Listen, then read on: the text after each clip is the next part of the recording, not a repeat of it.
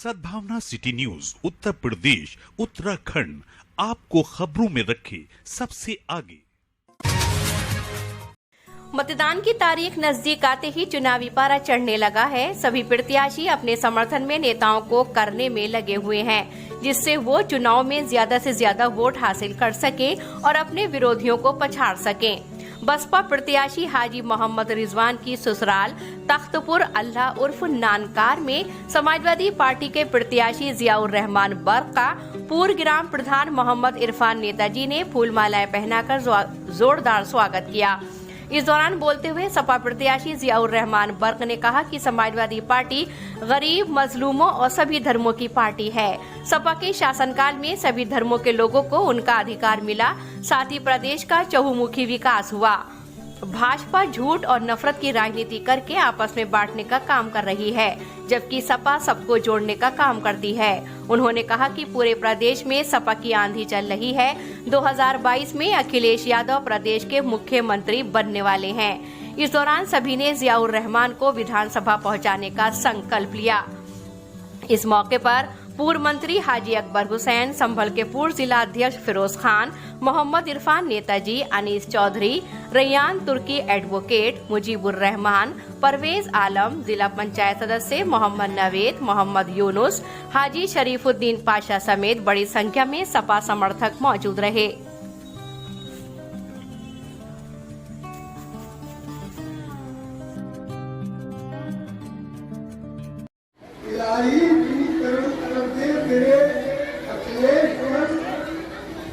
तेरा बड़ा एहसान होगा देश पर, तेरा बड़ा एहसान होगा देश पर। तू तो सारी दुनिया का है मालिक, तुझे क्या देर लगती है आदेश पर। क्या तो समाज के सिलसिले में चूंकि मुझे उन्होंने कहा कि चचा मेरे इस मसले को हल कर दिएगा, ये कहाँ से लगे। मैं संभल से वापस करता था और वहाँ से दूसरी पार्टी के लोग उन्होंने कहा मेरे इस मसले को आप हल कर सकते हैं।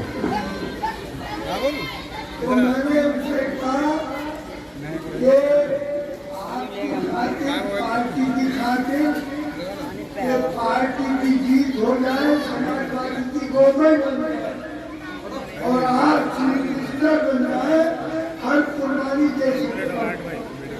ज्यादा उस कुर्बानी के सिलसिले में मैंने कहा कि उन्हें शपथ दिलाई और हम इसलिए गलती से इस मजबूरी पर लेना पड़ा। आज कहते हुए हम उनका मेरा कोई नुकसान नहीं। और भी रोज को जियाउर रहमान पढ़े लिखे हैं, मैंने उनको अलीगढ़ यूनिवर्सिटी में पढ़ाया और वहीं से ग्रेजुएशन किया और LLB किया। तो महाराज लोग आपके वकील भी है और इज ए गुड स्पीकर और अच्छे स्पीकर भी है। वहीं पर जो यूनियन का अक्षर होता है, मैं उस वक्त वहाँ गया हुआ था कश्मीर, उनका फोन आया कि अब मुझे लड़ने की इजाजत दे। मैंने उनसे बहुत किया कि मैं तुम मतलब इजाजत दे। तो मैं क्या अपने गार्जियन से पूछो, जो गार्जियन हमने बना रखा था, उनका ठीक है अपन को हम राजी कर लेंगे। हमने से बहुत सुना खिदमत की है पब्लिक की, वैसे करना होगा और इसी से कोई पैसा नहीं लेना होगा। कैरेक्टर पर सियासत करनी होगी, खिदमत के सब पर सियासत होगी। उन्होंने मुझसे कहा कि अल्लाह जो हुक्म देंगे इंशाअल्लाह कोई शिकायत नहीं आएगी, उस पर पूरा अमल करूँगा। मुझे उम्मीद है कि जियाउर रहमान जो आपके हल्के से के उम्मीदवार हैं, इंशाअल्लाह किसी वक्त आपको धोखा नहीं देंगे, ना कभी किसी काम का कोई पैसा लेगा। हमारी जिम्मेदारी, जब मैं सारा हिंदुस्तान नहीं, सारा वर्ल्ड में सारी दुनिया के लोग ले जाएंगे, क्यों जिस तरीके से मैंने जिंदगी कौम के लिए, कौम मुस्लिम के लिए अपनी जिंदगी गुजारी है, और कौम का जो मुश्किल वक्त आया है, ये नहीं कि आपके घर में कोई परेशानी हुई, हिंदुस्तान में, हिंदुस्तान के बाद मुसलमान पर कोई मुसीबत आती है तो डॉक्टर पर खामोश नहीं रहा, कभी खामोश नहीं रहा।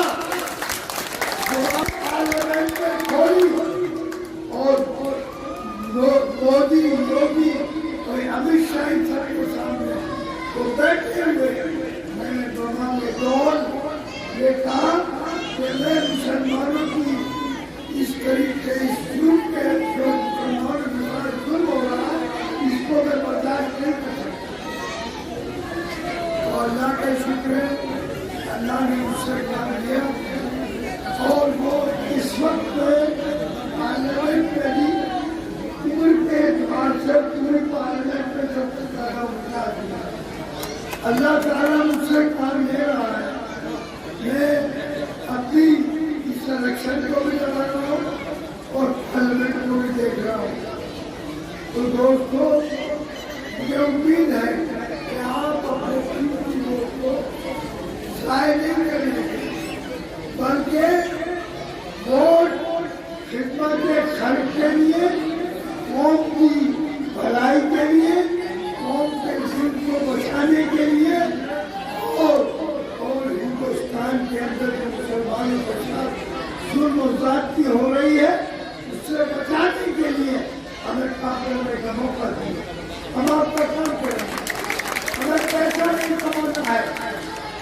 इसलिए मैं आज आया और इस खिदमत में हालात देखकर हमारे भाई खान पिताजी हैं मौजूद। आहन कहते हैं लोहे को, आहन है, आहन का बदल रखता है, रेत का ढेर नहीं जो बिक जाएगा।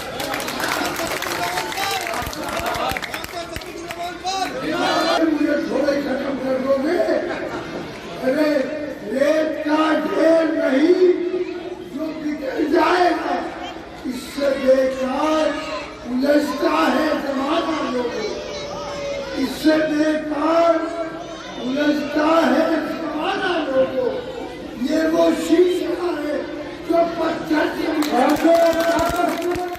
जाना चाहिए जिस टाइम से 2-2 घंटे लेट पहुंच रहे हैं और पूरे प्रोग्राम करने में मुश्किल हो रही है। इसलिए दोस्तों, मैं ज्यादा टाइम न लूंगा आपका। पढ़ने की जरूरत नहीं, यहाँ का बच्चा इनके बारे में अच्छी तरह से जानता है। 4 बार से एमपी हैं, एमएलए रहे, मंत्री रहे और हमारे सरपरस्त रहे, और जिस ईमानदारी के साथ और सामने राजनीति की है, हम लोगों ने उसी की शागिर्दी करते हुए, उसी लाइन पर चलते हुए अगर कुछ काम किया है तो सिर्फ और सिर्फ से ईमानदारी सीखी है। और ईमानदारी के साथ दोस्तों, मैंने भी आप लोग अच्छी किसी पैसे की बेईमानी नहीं, बल्कि हर मसले में मैंने ईमानदारी की। राजनीति है भाई साहब का हमारे ऊपर, हमारी कौम के ऊपर, उन्होंने इस प्रदेश में नहीं बल्कि पूरे हिंदुस्तान में कौम का नाम रोशन करने की कोशिश की और रोशन किया है। दोस्तों, जिस आदमी की ईमानदारी से, जिस आदमी की ईमानदारी देखकर आपके क्षेत्र के कुछ नुमाइंदे भी ईमानदारी से राजनीति कर पाए, मैं आपको यकीन दिलाता हूँ उस आदमी का पोता तो वाकई उस ईमानदारी की सीख जरूर लेगा, पूरी क्षेत्र में राजनीति ईमानदारी के साथ करेगा। इन्हीं और उनकी आंख में आंख मिलाकर बात की है। और इसलिए मैं ज्यादा तफसील में न जाते हुए मैं एक शेर अल्लामा इकबाल के शेर के साथ थोड़े से कुछ अल्फाज अदा करना चाहूंगा कि ए ताईर लाहूदी उस रस से मौत अच्छी जिस रस से आती हो परवार में वो नाही। ताईर कहते हैं परिंदे को और लाहूदी आसमान में भर रहा है। ए ताईर लाहूदी उस रस से मौत अच्छी जिस रस से आती हो परवार में, यानी कि उसके घूम फिरने में कोताही, ऐसा माल, ऐसा हराम माल जिससे कि उसके किरदार में, उसके दामन में और उसके खून में उसका रंग आता हो, वो ऐसा माल जो है वो उसके लिए बहुत खतरनाक दुनिया में भी है और आखिरत में भी है। और ये आज वही लहर आपके सामने, यही लहर मैं देख रहा हूँ जो कि पूरी कॉन्फ्रेंस में यहाँ के जो पहले एमएलए हैं रह चुके हैं उनके खिलाफ ये आई हुई है। लिहाजा हमारा किरदार भी आपके सामने, अल्लाह के फजल है, कोई नंबर 2 का पैसा नहीं कमाया, ये आप सब जानते हैं। और ये इलेक्शन जो है दूसरे इलेक्शनों से मुख्तलिफ है। पहले भी इलेक्शन आ चुके हैं, असेंबली के भी हो चुके हैं, पार्लियामेंट के भी हो चुके हैं, लेकिन इस वक्त मुकाबला जो है बीजेपी की योगी गवर्नमेंट से है, जिसने न सिर्फ मुसलमानों पर बल्कि दलितों पर, शेड्यूल कास्ट पर और बैकवर्ड क्लास पर जुल्म किया है और बगैर किसी जुर्म के उनको जेल में डाला है और उनके खिलाफ जो कार्रवाई की है उनको पुलिस से मरवाया, उनको तस्कीन न होने से वो राज बदल डालो, जो राज न रख पाए वो हम राज बदल डालो। बड़ी आम कहावत है, तुमने भी सुनी होगी, बड़ी आम कहावत है, अंजाम चाहो घबरा तो आगाज बदल डालो। दुश्मन के इरादे को है जाहिर अगर करना, सारा समझ रहे होंगे, दुश्मन के इरादे को है जाहिर अगर करना, तुम खेल रही खेलो बस अंदाज बदल डालो। उत्तर प्रदेश में समाजवादी पार्टी की आंधी लहर है। समाजवादी पार्टी के राष्ट्रीय अध्यक्ष माननीय अखिलेश यादव जी को देखने के लिए लोग रात के 3-3 बजे तक, जिस जनपद में चले जाइए 3-3 बजे तक लोग इंतजार में रहते हैं कब राष्ट्रीय अध्यक्ष जी का दीदार होगा, दर्शन होगा। जनता उमड़ी पड़ी है, जनता निजात चाहती है। ये 5 साल में जो अत्याचार, लूट, डकैती, महिलाओं के साथ अत्याचार हुए हैं, महंगाई चरम सीमा पर है, किसानों की हत्याएं हुई हैं, 700 किसान मारे गए हैं, केंद्र और प्रदेश की सरकार विफल हो गई है। फिर दोबारा एक नौजवान के हाथ में उत्तर प्रदेश की जनता बागडोर देना चाहती है, जिनका नाम अखिलेश यादव है। मुख्यमंत्री बनेंगे अखिलेश यादव जी। और मैं उधर की विधानसभा क्षेत्र में हूँ इस वक्त, वहाँ से सांसद डॉक्टर शफीकुर रहमान बख्श साहब के पोते हैं ज़ियाउर रहमान बख्श साहब। और अजीब इत्तेफाक है कि यहाँ के जो पहले विधायक थे हाजी रिजवान साहब, उनके ससुराल है और उनके ससुराल में, और वो हाथी पे बैठ गए हैं, लेकिन उसके बावजूद आज यह माहौल है कि समाजवादी पार्टी से लोग टस से मस होने को तैयार न और एक तरफा चुनाव समाजवादी पार्टी की साइकिल के निशान पे अखिलेश यादव जी को वोट जा रहा है, बख्श साहब को वोट जा रहा है, ज़ियाउर रहमान बख्श साहब को वोट जा रहा है। और ये जनता चाहती है कि उनकी सरकार बने और जनता की सरकार है। आज की तारीख में आने वाली 14 फरवरी को समाजवादी पार्टी की सरकार है, जनता की सरकार।